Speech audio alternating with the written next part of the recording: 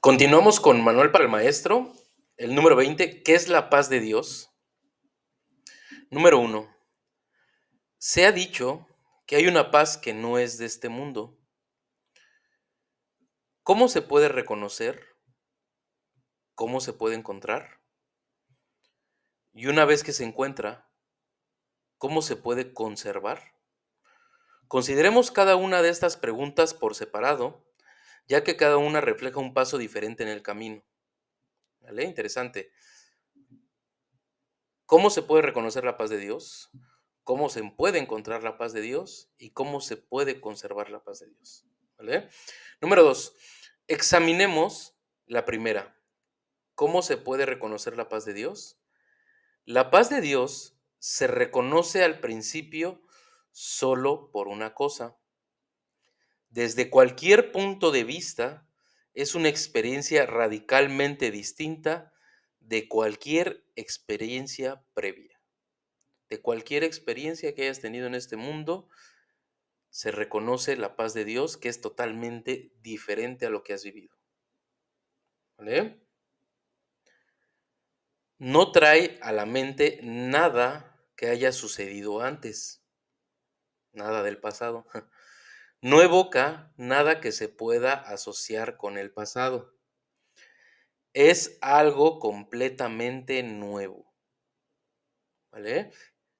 La paz de Dios es algo completamente nuevo. Así lo podemos reconocer, es algo totalmente nuevo. Existe ciertamente un contraste entre esta experiencia y cualquier experiencia del pasado.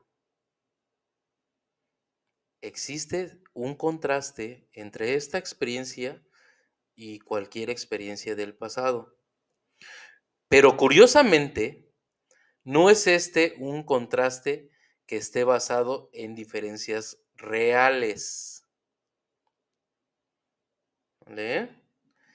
El pasado sencillamente se desvanece y la quietud eterna pasa a ocupar su lugar. Eso es todo.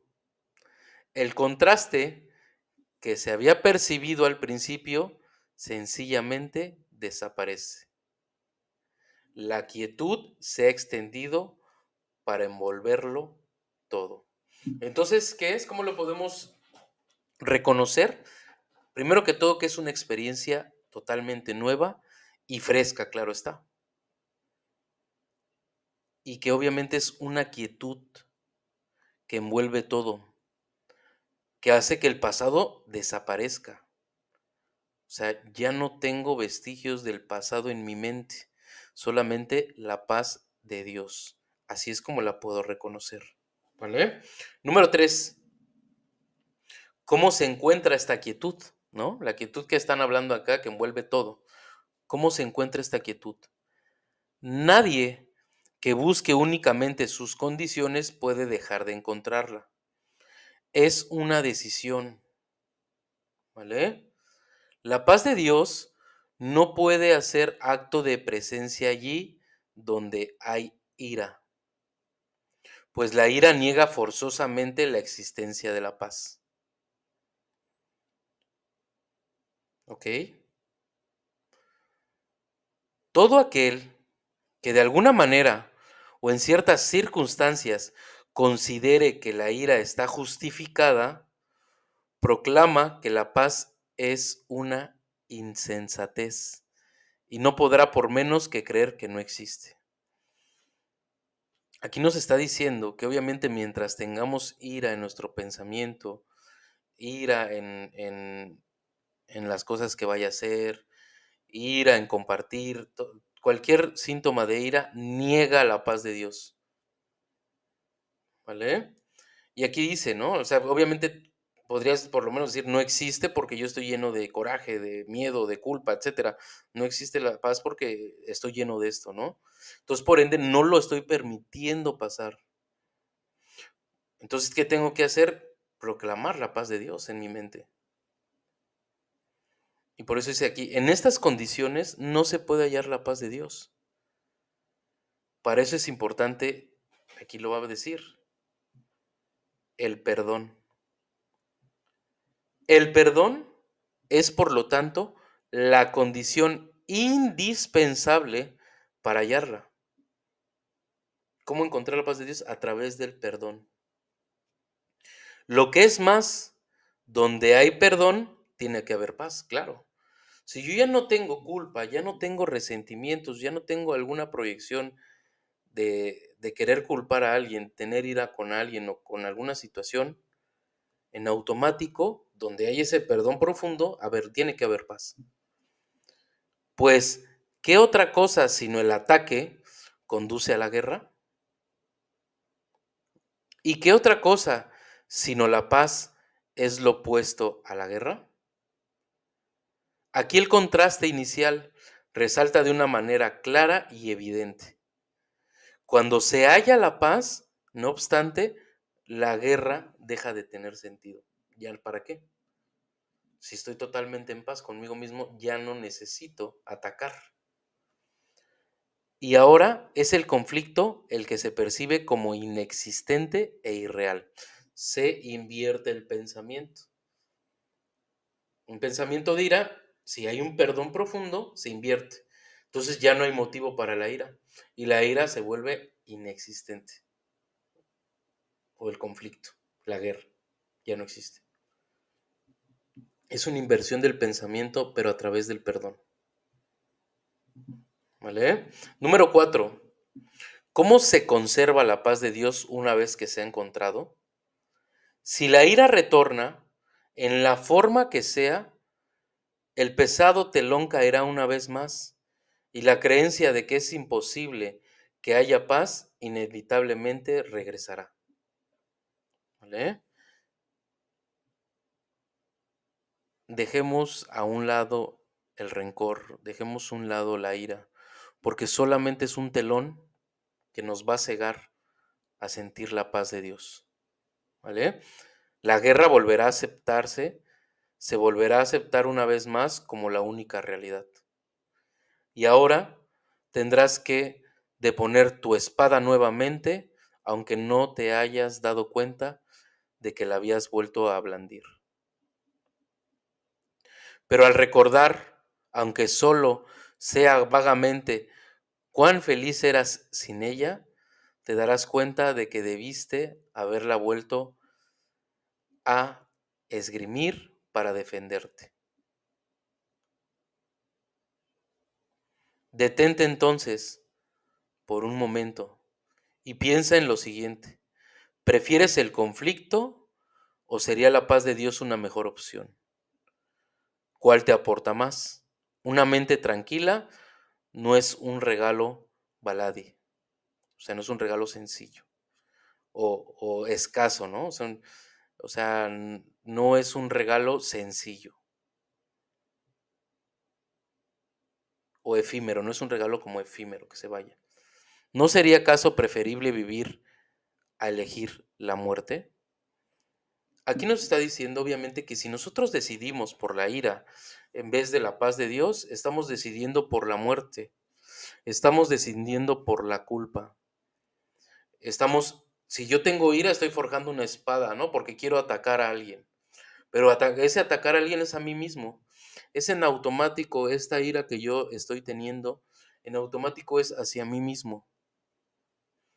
Claro, que la ira nos ciega. Por eso dice, ten cuidado con ese telón que vuelves a ponerte ahí, un telón pesado. ¿Y qué tengo que hacer? Volver a dejar a Dios, al Espíritu Santo, mis pensamientos, mis juicios. Y obviamente perdonarme por ello.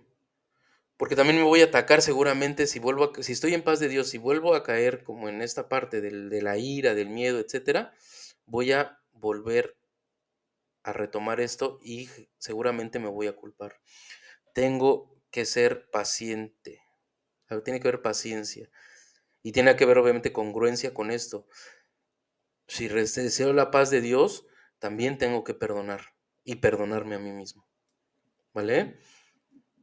Número 5. Vivir es júbilo, pero la muerte no es sino llanto. Ves en la muerte tu escapatoria de lo que has hecho. de las culpas, de los juicios, de la ira que he tenido. Ves en la muerte tu escapatoria de lo que has hecho. Pero lo que no ves es que tú mismo inventaste la muerte, la cual no es más que la ilusión de un final. La muerte no puede ser una escapatoria porque el problema no radica en la vida. La vida no tiene opuesto, pues es Dios. La vida parece ser lo opuesto a la muerte, porque tú has decidido que la muerte acaba con la vida. Cada vez que estamos en conflicto, estamos decidiendo por la muerte. Cada vez que estamos en ira, estamos decidiendo por la muerte. Perdona al mundo y comprenderás que nada que Dios creó puede tener fin y que nada que Él no haya creado es real.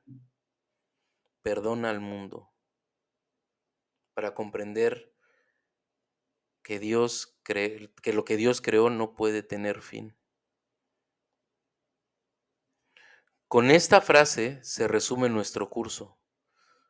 Con esta frase se les confiere a nuestras prácticas el único objetivo que tienen. Con esta frase se describe el programa de estudios del Espíritu Santo exactamente como es. ¿Vale? Perdona al mundo y comprenderás que nada que Dios creó puede tener fin y que nada que Él no haya creado es real. La muerte no existe. Es una invención que nosotros dimos. Número 6. ¿Qué es la paz de Dios? La paz de Dios no es más que esto, el simple entendimiento de que su voluntad no tiene opuestos. Dios no tiene opuestos. Ningún pensamiento que la contradiga puede ser verdadero. Ningún pensamiento de ira, juicio, temor, etcétera, puede ser verdadero. La disparidad entre su voluntad y la tuya tan solo daba la impresión de ser real. Nuestras proyecciones dan la impresión de ser real, sin embargo no lo son, porque la muerte no existe y aquí en este mundo es lo que vemos. De hecho, es el símbolo central del mundo que estamos aquí, la muerte. En realidad, no había conflicto, pues su voluntad es la tuya. Ahora, la poderosa voluntad de Dios mismo es su regalo para ti. Él no desea quedarse con ella solo para sí. ¿Por qué querrías mantener tus insignificantes y frágiles alucinaciones ocultas de Él? La voluntad de Dios es una y es la única que existe. Ese es tu patrimonio. Todo el universo que se encuentra más allá del sol y las estrellas, así como todos los pensamientos que puedas concebir, te pertenece. La paz de Dios es la condición de su voluntad. Alcanza su paz y le recordarás. Pues prácticamente aquí nos está diciendo todo, ¿no? Que la paz de Dios es la voluntad que tenemos que tener nosotros y que es nuestra propia voluntad, solamente que no lo queremos reconocer. Preferimos sacar la espada, enjuiciar, y cuando enjuicio me estoy enjuiciando a mí mismo y genero culpa. Por ende, sigo en el mismo conflicto, en el mismo bucle. Cuando yo alcance ese perdón o realmente entiende ese perdón, en automático sano. Pero si sigo culpando al otro, no voy a poder sanar. Y por ende voy a querer la muerte, porque no puedo soportar mis culpas, no puedo soportar mis miedos, ¿vale? Tengo que dejar esto en manos de Dios para que pueda alcanzar que se haga la voluntad de Dios. Y la voluntad de Dios es que tú tengas esa paz, que ya no haya conflicto en tu mente y que te des cuenta que alcanzando su paz le vas a recordar que es amor y que tú eres amor al igual que él, ¿vale? Bueno, en la siguiente vamos a continuar con qué papel desempeñan las palabras en el proceso de curación. Muchas gracias, que estén muy bien.